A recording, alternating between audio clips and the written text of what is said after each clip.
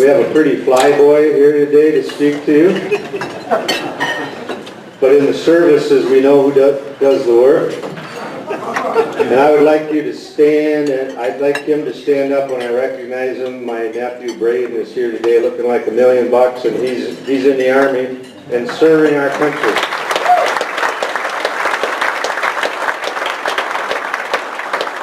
I'm honored to call Brian my friend. I've admired him since he was in high school. He was a great athlete and student. He comes from a family that is the salt of the earth of the Chippewa Valley. It's all about what's right in America and what's right in the Chippewa Valley, and Gary and Carol's son. But I have something special I want to ask you to be a part of. Over the years, Brian spent at least 20 years in the Air Force as a fighter pilot. That's a family sacrifice and service and a family commitment. So as I introduce him to you today, I'm going to ask that you would stand and applaud, and that applause would go not only to Brian, but to honor his wife Lisa, their son Josh, their daughter Katie, who all shared in the sacrifice and the service that this American hero has given us. And I want to hear the gratitude of the men of the Chippewa Valley for Brian and for his family as he comes up. If you would stand with me.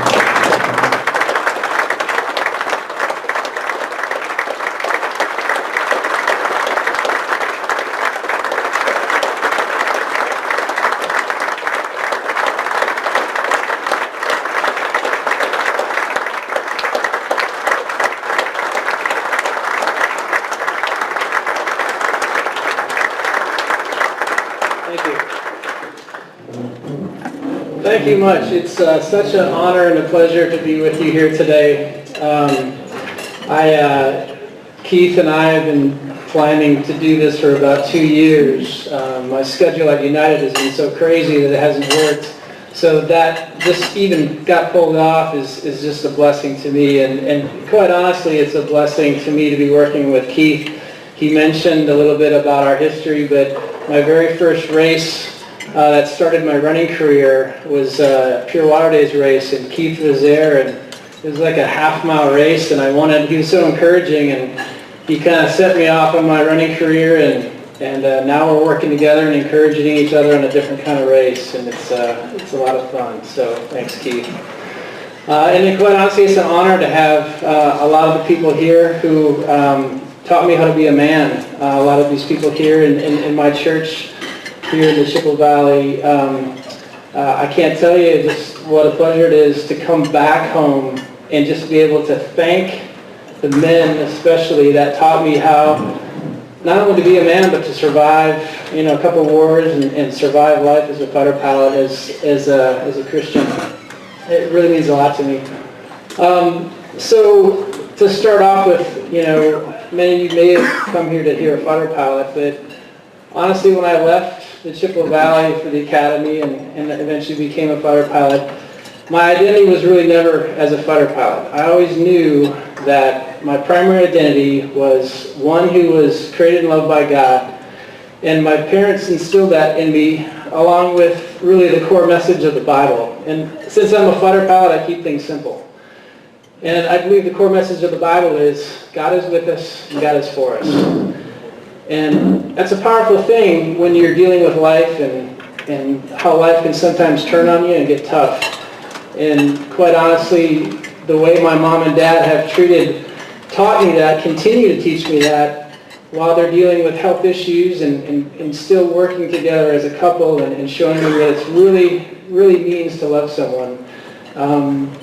That's my primary identity. And so I kind of went on this journey. When I was a kid, I wanted to be an astronaut, but I kind of in the back of my mind said I want to do it a certain way. And I want to do it, I want to just see if I can do it by maintaining who I am and that faith that I had, and regardless. And I knew, I didn't really want to be a fighter pilot, I want to be an astronaut, and I knew it would be tough. But that was my goal. That was my goal going through there. And you don't probably know much about me, but it started, my story started at an early age. I was in 2nd grade. My parents brought me to the Air Force Academy, and I picked up a brochure. On one side it had a cadet, and on the other side it had an astronaut. And I told my mom in 2nd grade, I said, Mom, I want to go here and I want to be this. And she laughed at me. And but I was really serious. And as a 2nd grader, I was really serious. And I know this is hard to believe, but from that time on, like every decision I made, I was like, well, how can that help me, get to where I want to go?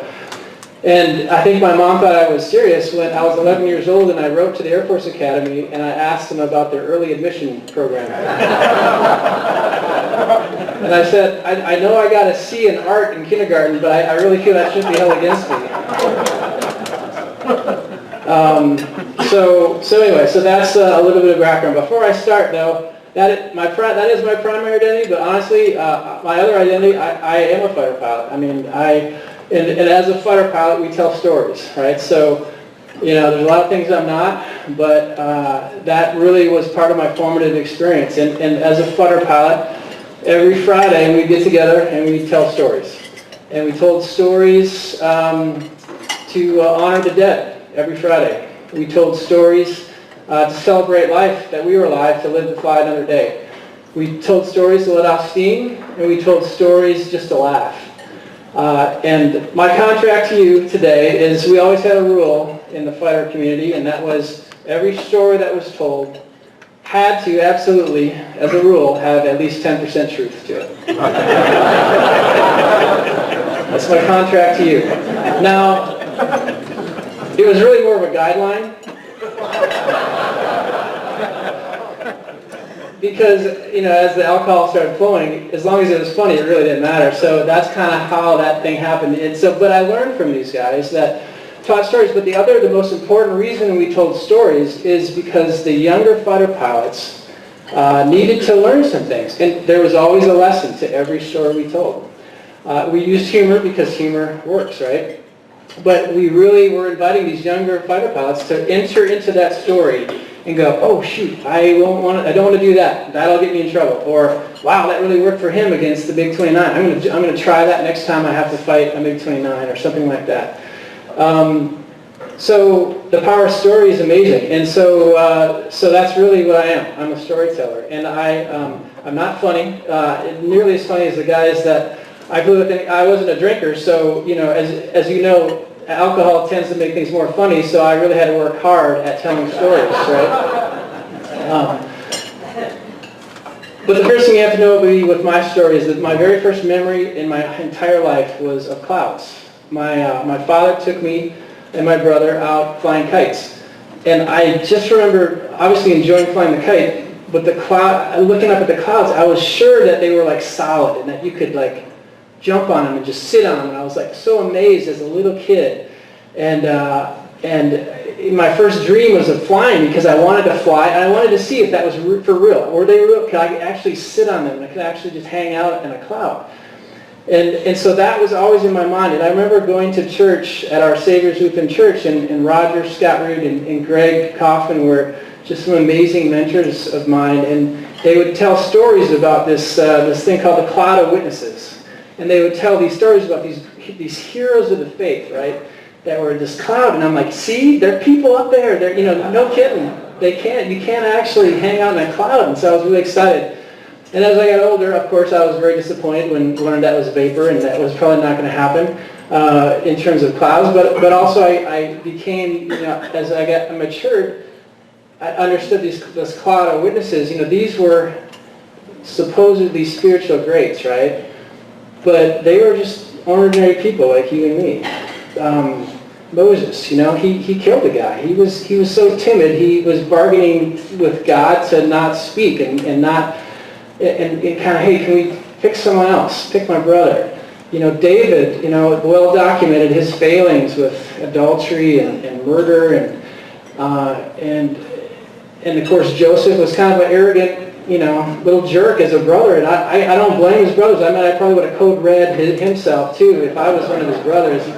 Maybe not killed him, hopefully, but so it was really interesting. I remember going, these guys aren't perfect, just like me, but God uses them for some pretty amazing things. So anyway, so that is kind of the story, and so understanding this cloud of witnesses and this theme it's really big in my life, and I had some great great people in my life. And I don't want to go through all the names from our Saviors, but there's one guy here that really was played a significant part, and it's Jim Wright. And he's this guy right here. And he doesn't even know he was very important to me, but it was at a basketball game. And we were playing Lacrosse Central. And we were a good team. I was probably the least talented member on the starting five, but I was a good defender. And I just was a scrappy guy, and I could just basically get in your chili and prevent you from scoring, or at least annoy you enough that you would get flustered. And this was a chippy game, and Matt Imes was on the other team, and he was known for getting in fights. And, you know, one of the centers was David Check, and he was kind of my protector all through high school, because I was like a $140 soaking wet. And so every time I get picked on, you know, I'd kind of, hey, I'm with him, and they'd kind of back off. It does work, yeah, it totally works. So we're in this game, and I don't remember all that happened. I just remember there was a loose ball, and we were all on the ground, and I was exhausted. It was like, you know, third or fourth quarter, I forget, but I was just absolutely exhausted. And Dave Check, you know, Matt Imes gets the ball. He's on the floor, and Dave just flies right on top of him and slams him on the ground. And of course, Matt Imes is not going to put up with this. So they're fighting. And their fists are swinging, and the benches clear out. Everyone's going towards this fight. And I'm thinking to myself, A, I'm a $140. I'm going to get waylaid if I get in this fight. But more importantly, I'm like, I'm so exhausted. I need to, if I'm going to finish this game and we're going to win this game, I got to be smart. And so I go to the bench and I get some Gatorade and I just sit down and I'm just catching my breath, right? But I'm the only one that's doing that. So after the game, Jim Wright comes and meets me, and he goes, hey, he goes, that was world class. I'm like, what are you talking about? You were the only kid that didn't get in that fight. He goes, I just want to compliment you on your character.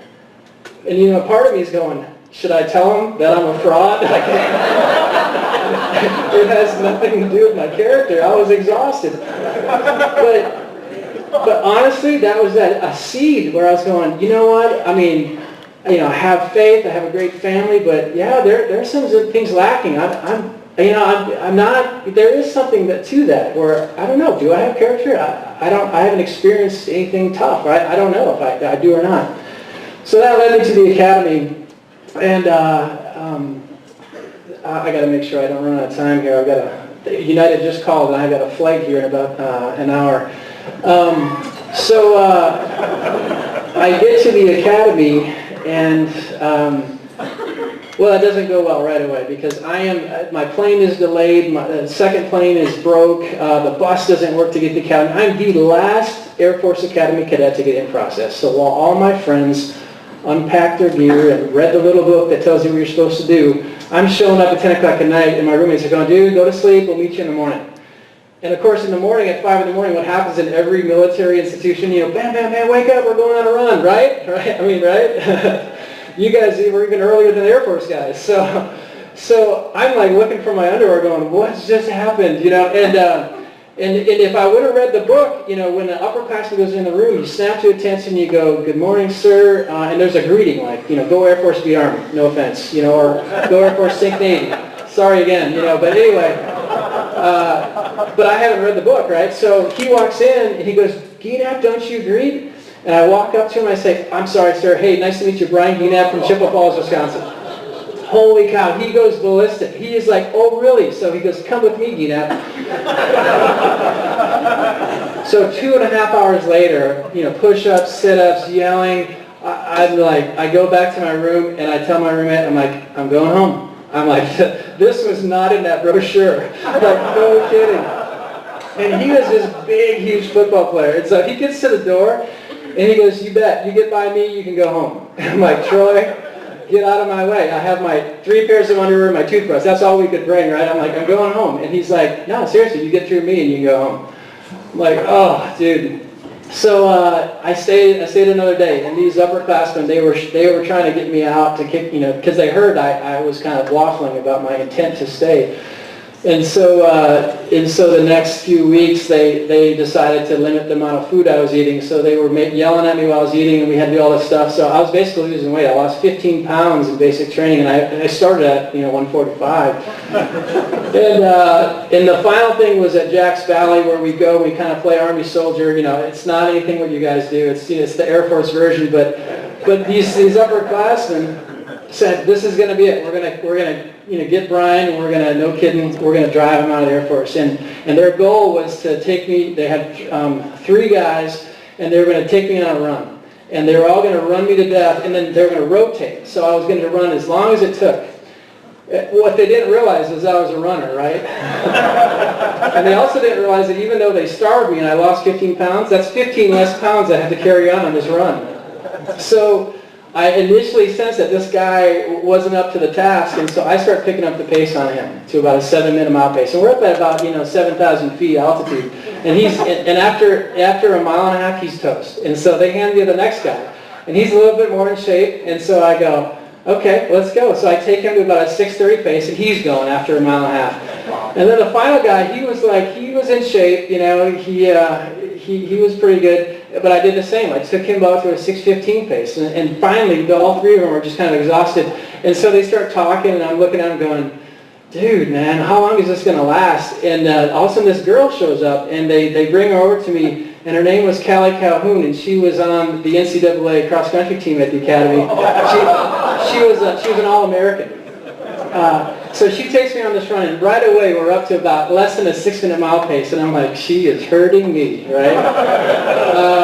And we make it through about a half mile away, and she stops, and she goes, you doing all right? And I go, actually, ma'am, you're the first one to hurt me all day. And she goes, you want a cookie? And I'm like, why, yes, I would love a cookie. And she goes, you're doing well. She goes, don't let those guys get to you. She goes, I'll make sure they don't bother you again as long as you join the cross-country team. And I said, lady, I'll join the dance team if you let me.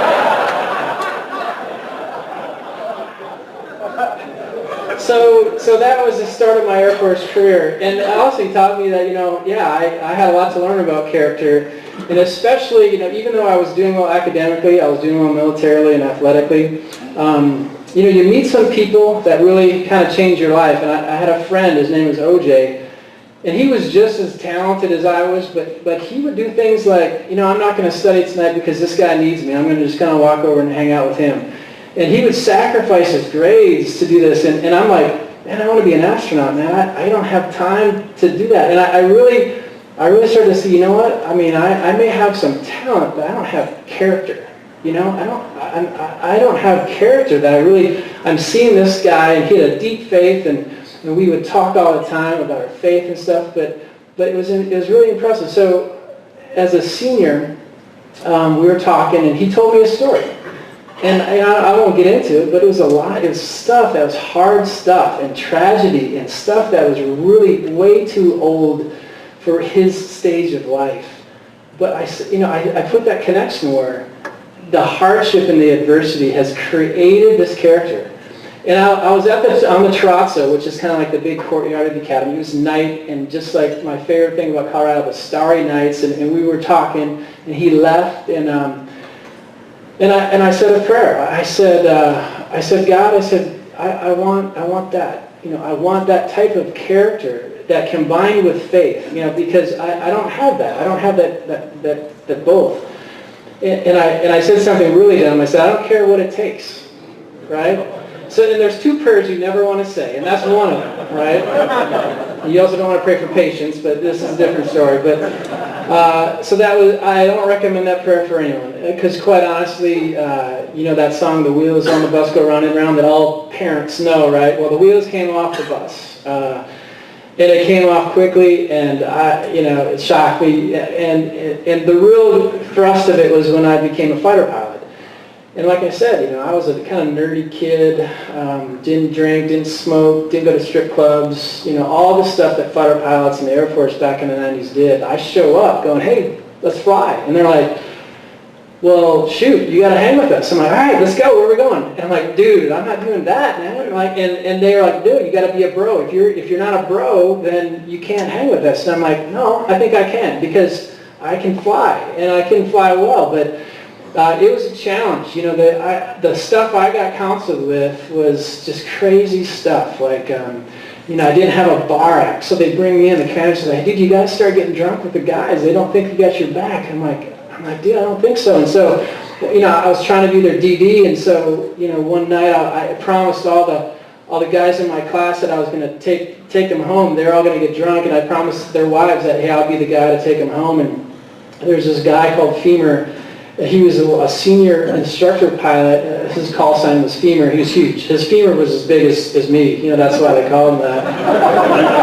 and we're in this our first party. We had just soloed in the F-15, a big party. We were getting our first call signs, and of course, you know, it didn't go well for me because, you know, I wasn't drinking. So they were just harassing me, and at the end of the party, I'm gathering everyone up, and Fighrter's with one of my friends, Steve Cox, and Steve is thrown up in this bucket, and I said, hey, you know, they called him Droopy. I said, Droopy, come on with me, and he just couldn't move, and Fighrter goes, I got him.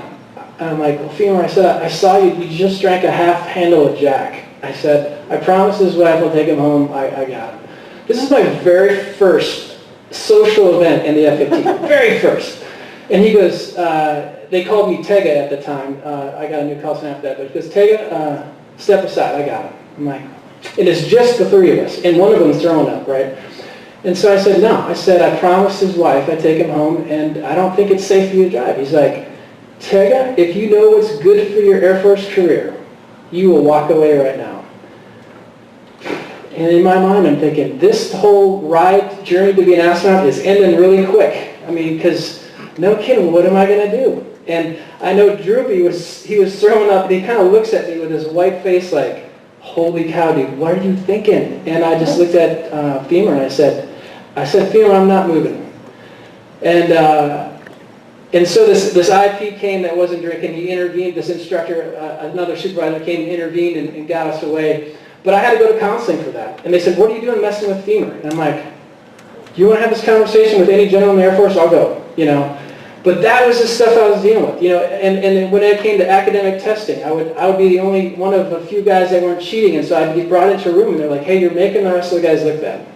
Like, what do you mean? They're all getting hundreds. I'm getting like, you know, I used to do really well academically. Now I'm the bottom of the class, but I'm like, they're like, dude, you're making us look bad. And plus, the instructor wants to go to the bar on Friday night, and you're taking 2.5 hours, and then the other guys are done in 5 minutes. And I'm like, I said, this is who I am. I said, you want to wash me out? Wash me out. But you're going to have to do it on your way, because I'm doing it my way.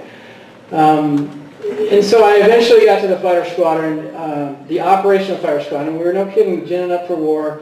And it was another mess. It was the same kind of culture, but this time there was a horrible safety culture, maintenance-wise. The fighter pilots wouldn't write up and wouldn't try and fix all the problems with the jets. And we just lost the guy, Zane Lowry, because the mechanics reverse hooked up the flight controls. And so when he tried to pull back, the nose pushed down. When he tried to bank left, so he just crashed, and it just happened. And I get to the first 3 jets of my Air Force really operational career, and I said, no, I'm not taking it. It's dangerous. It's too dangerous. And so the squadron commander was getting a lot of heat from the generals, and so he basically had someone, you know, talk to me and say, hey, start flying these jets. And I told him, I said, you give me a good jet, and I'll fly it. And I said, you tell whoever's telling me that. That's what I'm saying. Well, that didn't go over so well, right? And you know, if people think when we're Midwestern kids, we're quiet and we're nice. Well, we're stubborn too, right? I mean, we're not all, you know, we're maybe that Midwestern nice, but, you know, we know what's right, you know, and that's what I really appreciate about this area is, you know, we've been raised right. Well, it didn't go over so well with him. We get to my naming ceremony, and I know what they're going to do to me. They've got all these plans, and everyone else is, you know, drinking a yard of beer. Well, they know I don't drink, so they're putting a yard of O'Doul's with Tabasco sauce and whatever's on the floor, and, you know, to this day, I can't drink beer. I mean, sorry, Jake and Lion Cools and all that. I can't, you know, because I'm just used to raw eggs and stuff and all that, you know, whenever I drink beer. And so the squadron commander comes and he names me. And all the guys that were drinking with the right guys are named Fangs and Blade and all that stuff. And they named me WAD. And it's W-O-D. It's a long story, but what his intent was to say, you're like a wad of paper. I don't need. I can throw you away. And I was crushed. You know, I was hoping for Mav or Goose, even Goose. I mean, Goose died, but he was a good guy. You know, and it was crushed. But you know, the one thing that he didn't realize was that it was an acronym actually. It stood for Word of the Day, and it's like I said, it's part of a secret radio that you only use for combat, you don't use for training, and that he was saying that I wouldn't fly because this radio wasn't working, but he didn't realize that it's an acronym that stood for word of the day, the word of the day. And so, as tough as it was to be called WAD in the squadron, I was like, hey, it just reminds me I'm part of a different story, right?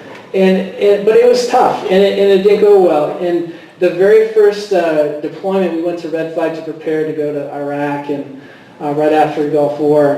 And so the guys give me the worst jet to fly back over the ocean because they wanted to get back. And so they give me the one that has all the issues, and like, well, let's see if WAD's going to write up this jet and not take it home. Well, long story short, I divert twice because it has some issues. And I'm flying from Cape Cod to Germany, and halfway across the ocean, the air conditioning system, the environmental control system goes full hot. And what makes matters worse is when we fly over the ocean, we're dressed in an anti-exposure suit, a rubber suit that seals at the neck and the wrists, and it traps in heat. It's used for if we eject, it gives us 2 minutes to swim to the life raft before we get hypothermic and we can't move our arms. So that's not helping my cause, right? So I feel like I'm a wrestler trying to lose weight, And the cool thing was my college roommate was the tanker pilot. He was the guy flying the air refueling tanker to take us over the ocean. He was a great Christian guy, still a good friend of mine. And so I kind of, he's coming back to the boom window where we're refueling, and we're talking, and I finally say, hey, Doug, I gotta admit to you, there's something wrong. And I said, I gotta divert to England. This is getting too hot. He's like, okay, no worries. And so my flight lead's like, hey, why don't you just do the refueling checklist, top off with some gas, and we'll go, over the speed of sound, let's just get there quick. I said, great. And the checklist is a pretty easy checklist. It's like 4 items. And I couldn't do those items. And I'm like, I said, Rolls was my flight. I said, Rolls, dude, I think I'm getting messed up. I said, I think I need to divert closer. I need to divert to Iceland, Keflavik, Iceland. And he's like, all right, dude, let's go. And my roommate was great. So we came up with this plan, talked about clouds. He's like, hey, dude, fly underneath my wing because the sun was coming up and it was making it even hotter. So I'm flying underneath his wing, and as the sun got worse, I'm flying almost in front of him. And I'm like, Doug, this is where we kind of get into a wreck. So I don't want to read that safety report. So I'm just going to go right now. So I start pressing on to Iceland. And Rolls and I are trying to figure out, he's in a different jet, but we're trying to figure out what we can do because this emergency has never happened in the F-15 before, and I haven't heard it happening since. And so we're trying to brainstorm. We say, hey, what if we try and depressurize the cockpit and get some outside or ram air into the cockpit? So, hey, great idea. So I push the switch to depressurize it. I pulled to get some ram air, and what ended up happening was the monster valve in the plane that diverted all the hot or cold air had failed full hot. So essentially what I did when I commanded and I asked, I demanded a lot of outside air. I got 12-stage afterburner bleed air through the vent right into my face.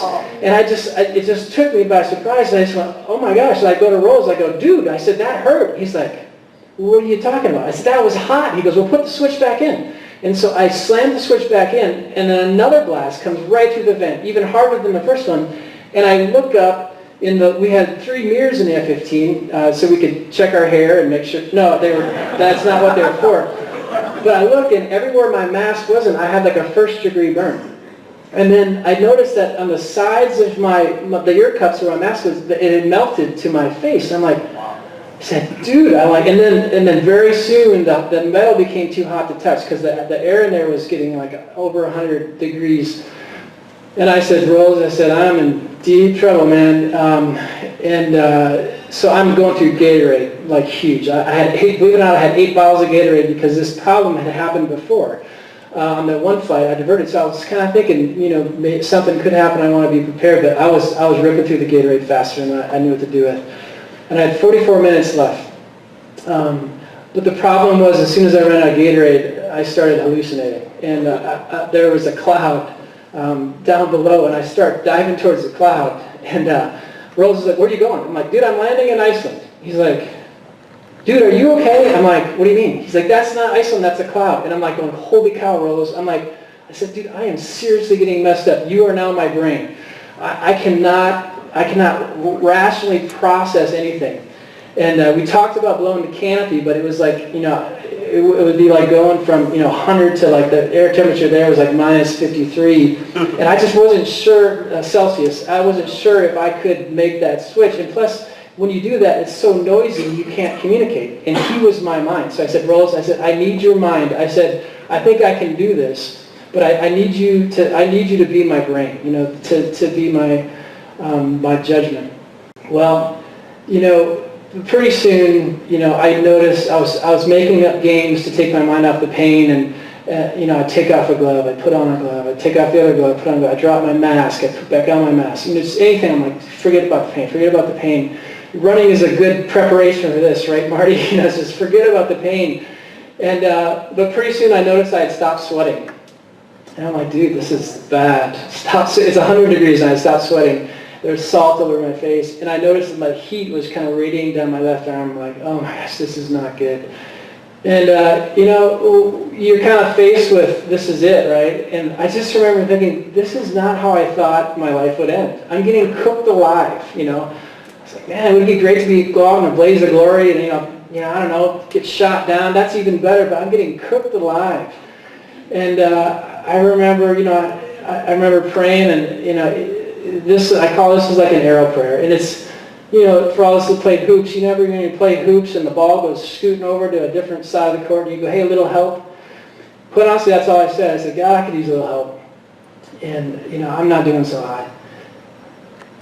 Well, about that time, you know, a little bit further on, there's about 20 minutes left of the flight, there's some clouds up ahead. And I kind of maneuvered so I go right between them because I didn't want to get in the clouds because I didn't think I could, you know, fly instruments and fly in the weather. So we're flying through the clouds, and no kidding, you know, I am having this vision that there are hundreds of thousands of faces that I didn't even recognize on either side of the clouds. And I'm like going, dude, and I know what you're thinking. You're thinking, dude, you are bat crazy. Because I was thinking that. I'm like going, oh my gosh, I am no kidding losing it. I am totally losing it. But really it was this answered prayer because I was like, all I need is a little encouragement. I need 22 minutes. I just need 22 minutes. And so I remember after I saw that vision, you know, through the clouds, it just, you know, all these people, I was like, you know what? Okay, today's not the day I'm going to die. No, it's not going to happen. I'm going to make it. And the even crazier thing is, off to my, you know, in front of me to the left, there was 3 people that I thought I could see in the distance. And so I thought I was pointing towards Iceland with our inertial navigation system. And anyone who knows about navigation systems, inertial navigation means, hey, you fix the point out here, and then it relies on gyros to get you going, but it drifts. And so when you're over the ocean, you're not sure if it's really correct, right? Well, so I kind of pull over to see those 3 people, and I rub my eyes, and it's gone. But when I looked down, I saw that the inertial navigation system was pointing towards Iceland that way, but the ground-based navigation lane was saying, no, but Iceland is that way, which was actually very important because I only had 15 minutes of fuel left when I landed. And the nearest divert was 2.5 hours away. So if I would have kept going, it would not have gone well. So I end up landing in Iceland, and I land, I was hot, I wanted to get out, I collapsed down the ladder, and the trucks meet me, the ambulance, and the squad commander actually met me, who was the commander of the unit there. And I had forgotten my DTM, which is like a metal disc where we carry all of our weapons data, our secret weapons data, along with our flight plan. It's obviously secret, we need to keep it on ourselves, and I'd forgotten it, of course. And so he sees me, and I go, sir, I've got to get my DTM. And I try and get up the ladder, and I can't move my leg. And he's like, son, why don't you just sit down? His name was Tex, of course. He's from Texas. He walks up the ladder, he grabs the DTM, and he burns his hand on the metal. And he comes down, he goes, son, what happened to you? And I go, sir, I just need a drink. I said, I am thirsty. And so the flight doc meets me, and he's doing all this testing, like, you know, giving me math problems to see if I have decompression sickness, like the nitrogen bubbles came out of my blood. And I failed bigger than Dallas because, I mean, public math, I would have failed it if I was, totally coherent, right, And I remember at the end, there's 7 guys around me, and the one guy, the doctor goes, Tex goes, son, who is the President of the United States? And I look at all 7 of them and I go, I should really know the answer to this question. And right away they rush me in the ambulance, they rip off my exposure suit, they see the flight suit is dripping with sweat. And so they rip off that and they try and get my ID to admit me to the hospital, and the dollar bills disintegrate from the sweat. I mean, they just disintegrate. And they try and get an IV in me, and they can't. The blood is just like, I mean, it's just like jelly. It's just, they couldn't. And so they hand me this gallon of glucose mixture. And in front of them, I just kind of go, doot, doot, doot, doot, doot, doot, doot. More, please. And they go, excuse me? I'm like, I would like another gallon of glucose mixture, please. So they give me this gallon of glucose, and like this is like, I was like, man, I wish I could be in the fire squadron because they would be impressed with how much I can drink and how fast right now. So I go, go, go, go, go, go. I said, can I have one more gallon just to hold, like right here by me? You know, they're like, okay. So they give me this gallon, I just kind of hold it. And by the way, I don't go to the bathroom at all. I mean, I'm that dehydrated. And so they throw me in this hypobaric chamber for 8 hours to try and force the nitrogen bubbles back into my blood. And I wake up in the hospital and I'm in a white gown, there's white ceiling tiles, a lot like this, white, 3 blonde-haired, blue-eyed nurses in white come stand right by my bed. And no kidding, I'm like, I am dead. I am dead. I am in heaven. This is heaven. So I take my right hand, and no kidding, I pinch my left arm. I go, dude, this is not heaven. This is real. And they go, Captain Gienapp, we need to take your temperature. So I'm like, you bet. And they go, oh no. And I'm like, oh no. I said, there is absolutely no way you are doing that. And she's like, sir, you're going to make us get the doctor if you resist. So I go, you get the president of Iceland for all I care. I'm not giving you a rectal, temperature. So they go get the doctor, right? And so I get dressed up in my civilian clothes, and I'm going to go find my flight lead. I'm like, this is bogus. I'm not doing this. I walk out, and of course they drove me to Reykjavik, which is 44 kilometers away, and I'm not making it to Reykjavik. And so I turn back around, I go to the hospital, and the security guards are there waiting for me. And they're like, Captain Gienapp, we've been expecting you. I'm like, take me away, here we go. So they had their way with me.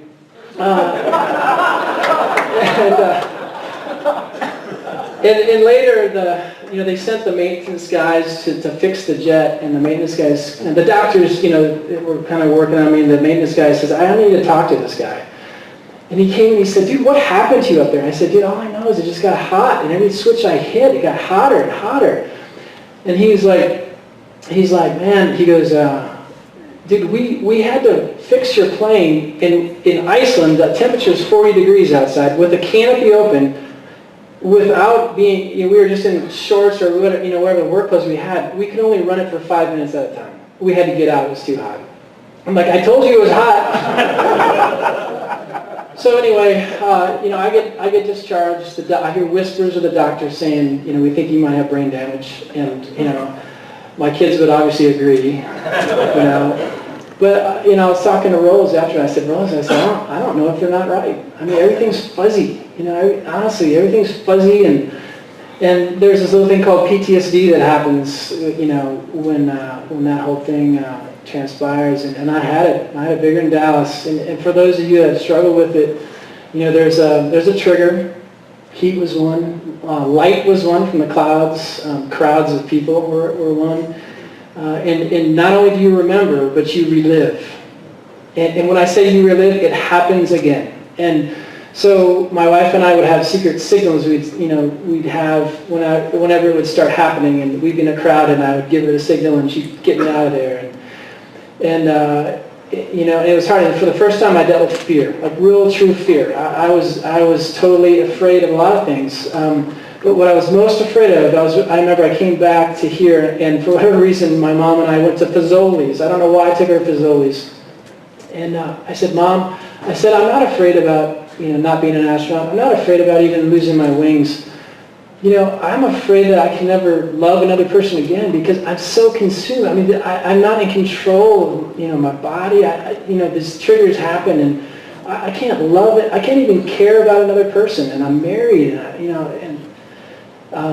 so it was tough. It was a tough time. But I tell you, I had some good help. I had, good father and good mother that took me through, and a good father-in-law who was a counselor, and we worked through it. And I knew there was a choice. I knew it was a choice that I had to run away or I needed to face it. And so I decided to face it. And I said, you know what, I volunteered for 7 more ocean crossings because I'm like, I just got to get back on the horse. I got back on the step, and I was getting over it, and then we get to Texas on the next assignment, and we have our daughter. She's a preemie, but it works out all right. And then we have our son, and our son is born. He got down to 1.75 pounds. And I was just going, God, seriously, are you serious? Like, when does this stop? I kept telling Lisa, I feel like I'm swimming upstream. Every time something good happens, I get over PTSD. Well, bam, this happens. And Josh was really struggling. He had about everything. He had eye disease. His lungs were hurting. He had a hole in his heart, which normal preemies do. He had a blood sepsis, and he was crashing. And one night, my wife and I just got so tired. We had to divide the time we were in the hospital because we were spending about 18 hours a day there. And it was my turn. And this young nurse, he needed an intubation tube, and she put the tube down in the wrong brachial tube, right? And so all of a sudden I see Josh, he's kind of struggling. I'm like, hey, I said, is this right? She said, oh no, that's normal after you re-intubate him. I'm like, okay. And all of a sudden he starts turning purple. And I'm like, I don't think that's right, dude. And so I go running to get the doctor. By the time I'm back, he's blue. And, a kid's heartbeat at that young age is about 120. His down to 30. And the sirens are going off, or whatever, all the alarms are going off. They're closing the curtain, they're escorting me out, and they're giving me the death talk, the ER. I've watched the ER, and I'm like, dude, I said, I don't want the death talk. I said, go fix him. I don't need the death talk, just go. He's still alive right now.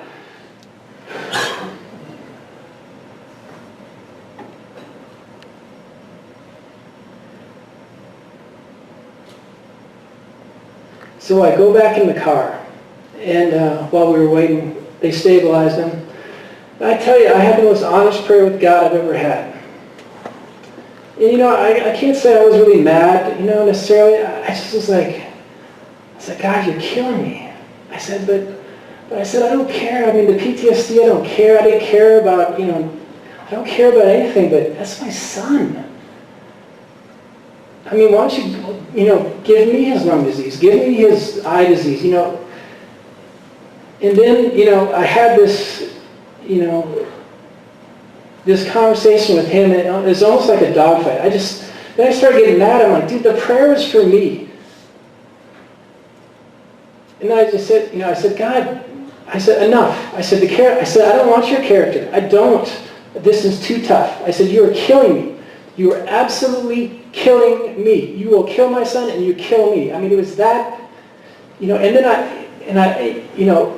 I cried, of course, but there's these, I wailed. I was wailing. I've seen it on TV. I've seen people in the Middle East lose their sons and they're wailing. I've seen the wailing wall. And I wailed. I cried so hard. I was crying so hard. I was pounding the steering wheel. And I remember, I cried so hard, my lungs hurt. I mean, I'm used to my abs hurting. I do 5 sit-ups and my abs hurt now, but my lungs hurt. And I finally ran out of tears, just like I ran out of sweat in Iceland. I ran out of tears. I had nothing left.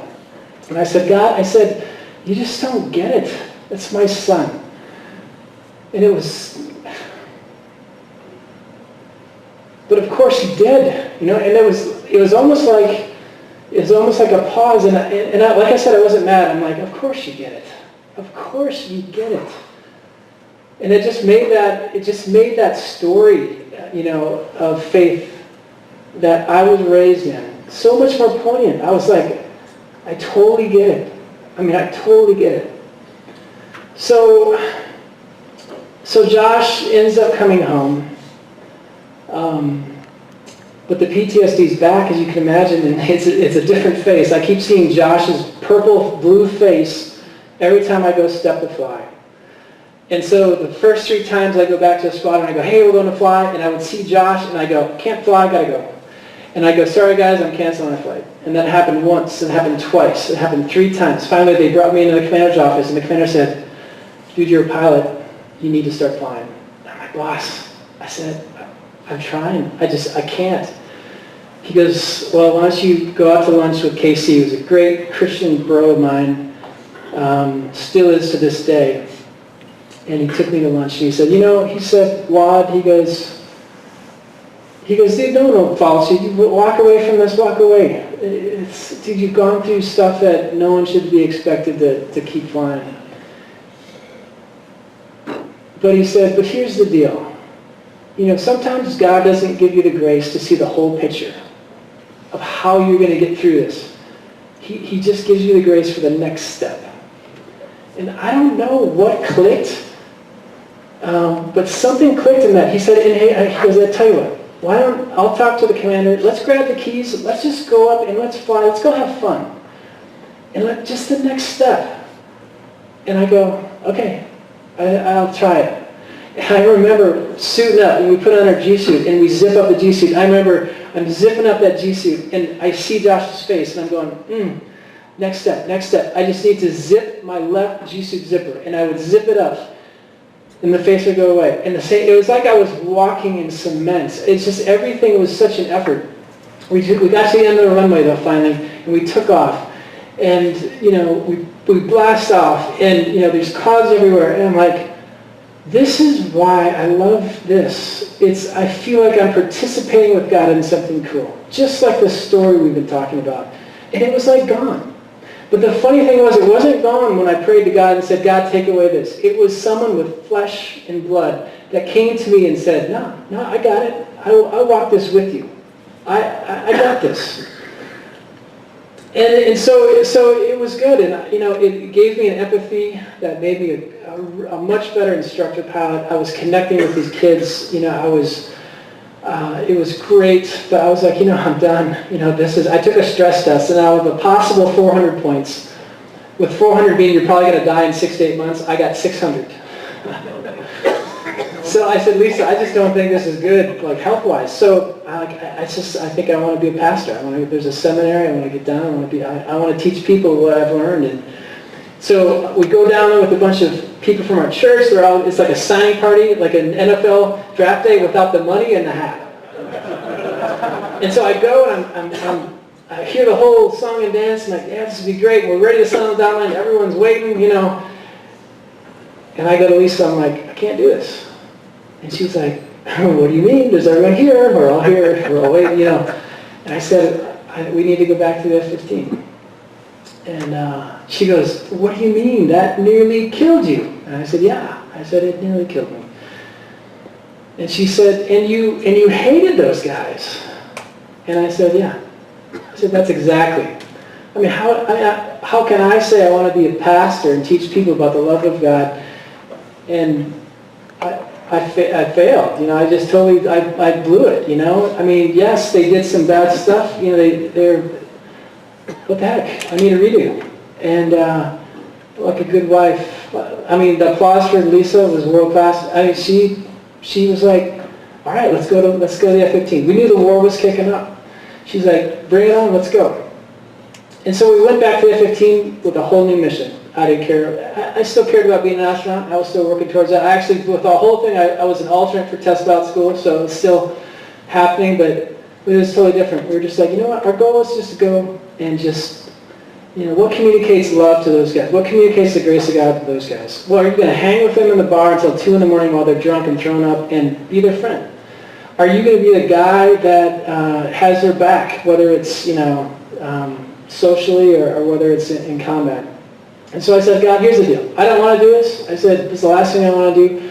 But if you're going to send me back to this community, okay, we need to work out a deal. And we were back on speaking terms at this time. And I said, here's the deal. I will be the best prepared fighter pilot in the squadron, in the wing.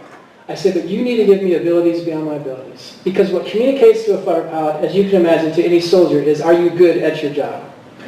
And then you earn the right to speak into their lives. And so he did. I mean, I won't go into all the details, but my first flight against the weapons officer there, I gunned him. And they couldn't ignore me, even though I wasn't a drinker and all this stuff. But I was like, no, I'm here for you. And the war kicked off, and the commanders saw that, no, I have their back. And, they were requesting to fly with me. The same commanders that were like, no, you need a better bar act. Interestingly enough, they wanted me on their wing during the war when the shooting was happening. So, and I don't have time for any more war stories, but the bottom line, we came back and I heard through channels that I'd made test pilot school, but it had to go through the chain of command. These people that cared about a bar act and getting drunk with the right people, and when the list came out, I wasn't on, even though I knew originally I was on. And there was just a piece. I was just like, all right, God, we're good. That's it. I'm good. It's finished. But I went out swinging. I totally went out swinging, and I thought it was what you wanted me to do. And right now, there's a different dream. And the dream now was simply, what's next? What do you got next? I don't have this huge thing out there that I have to, this one path to success. For me, the path to success was, all right, God, we're in this together. What are we doing next? And so I went back to Iceland because they said, hey, you don't have test pilot school. I said, well, you know what? Then I want to go back to Iceland. I want to end up my flying career as a fighter pilot in a very special place to me, and I want to go back to Iceland. And it miraculously opened up. The job opened up. And so I went from this young wingman with 50 hours in the jet that nearly died and blah, blah, blah, to, I went to Iceland and I was one of 3 people in charge of the entire air defense. It was a wonderful time. In the very last sortie, I was flying this air combat maneuvering with the commander and the group commander. And at the end of it, I said, hey, I said, you guys go back to the base. I said, I want to save some fuel. I got some things to do. And so I took off on my own, and I knew exactly where, that cloud happened, the cloud of witnesses happened. I knew exactly where it was on the approach. And so I went out there, and we could carry cameras back then in case the Russian bombers would come. We'd take pictures. And there's an amazingly beautiful cloud. So I took a picture of it. I gave it to Dad, and of course he's a big photographer. He blows it up, and he's like, dude, Brian, it's like the face of God. Like, you're flying the face of God. And I'm like, we could sell it like the grilled Jesus or whatever. Oh, this is awesome. We're lots of money, But it was really cool. I mean, it was so cool. And then I flew that final approach in, and it was just like this closure, like God saying, I got your back. Trust me. It's going to be okay. It may not be what you thought it was going to be. You're not an astronaut. And, I've had plenty of astronaut friends that come to me and say, hey, Brian, I said Jim Dutton was one of my friends, and he just flew out on the shuttle. And I said, Jim, I just got to tell you, dude, I'm really proud of you because you did it the right way. He was a good Christian guy. You didn't step on people. And he said, Brian, he goes, thanks. He goes, but here's the deal. Going up to the space shuttle and then in this International Space Station, he goes, it was cool. But it was just cool like flying F-15 was cool. And it was that closure of, you know what, all this stuff that we do, like we go to be a CEO, we go to get money, all this stuff, yeah, it's fine, there's nothing wrong with it, but there's a better dream, there's a better dream, and it's that, what's next? What's next, God? So I guess, my time's up, I gotta go fly, but that's what I urge you is really find your place in that story.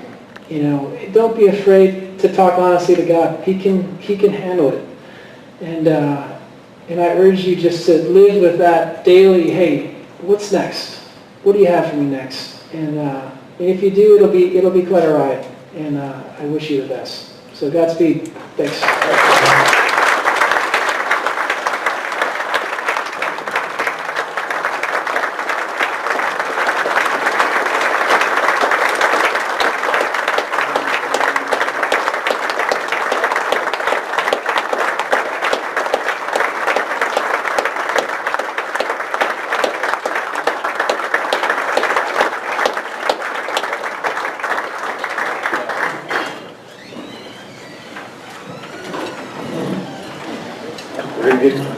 We're going to get you out of here, Brian. Thank you, Gary. Thank you for sharing them. Toby. I don't know why I feel compelled to say this, but, I'm not sure why, but we're going to be back here next month. This would be a fitting close. maybe when and if this ever ends, we'll ask Brian back to finish it off for us and fly us home. But next week or next month, we look forward to seeing you. Please be sure and